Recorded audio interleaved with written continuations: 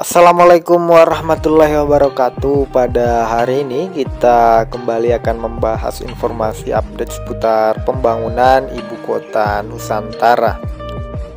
Usai 100 hari masa kerja Presiden Prabowo, kalau kita lihat saat ini para investor mulai membanjiri kunjungan ke ibu kota Nusantara secara langsung. Jadi bedanya kalau presiden sebelumnya itu mengatakan banyak investor yang berkunjung ke IKN melalui menyatakan minat dalam bentuk letter of intent, tapi tidak secara langsung mengunjungi ibu kota Nusantara. Nah, saat ini investor yang berminat itu langsung berkunjung ke ibu kota Nusantara maupun mengunjungi langsung Presiden Prabowo.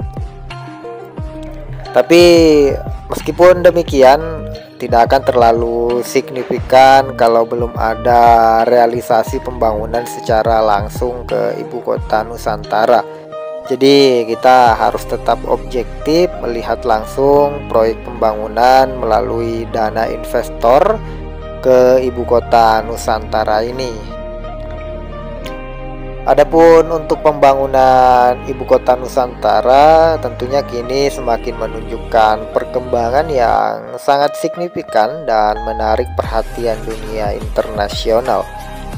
Sejumlah negara dan lembaga internasional menyatakan minatnya untuk berinvestasi dan berkontribusi dalam pembangunan ibu kota Nusantara yang berada di Kalimantan Timur ini.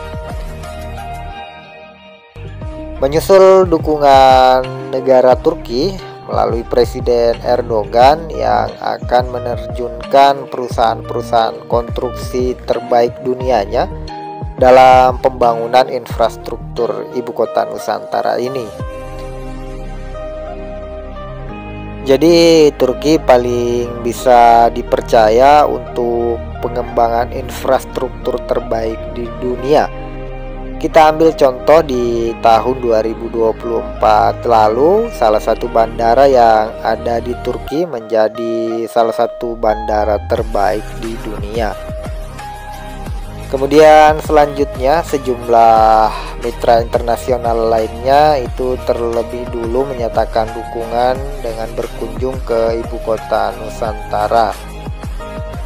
Mereka ingin melihat kemajuan pembangunan IKN setelah pemberian grant atau hibah untuk reforestasi dan berkelanjutan.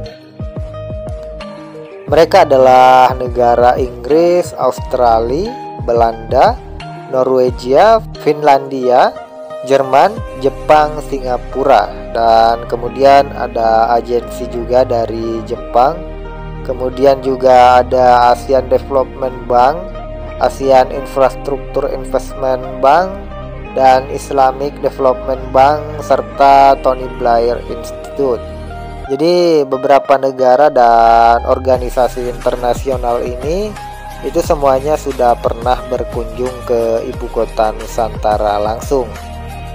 Kemudian Duta Besar Spanyol untuk Indonesia, Aguilera Aranda, juga menyatakan akan mengajak para pengusaha untuk bertemu dan membahas peluang investasi di ibu kota Nusantara. Kemudian di dalam kunjungannya ya juga melakukan seremoni penanaman 100 pohon di miniatur hutan tropis IKN. Jadi salah satu yang menjadi daya tarik di pembangunan ibu kota Nusantara ini adalah konsepnya yang green and smart city, dalam artian tetap mengedepankan penghijauan di kawasan pembangunan ibu kota Nusantara.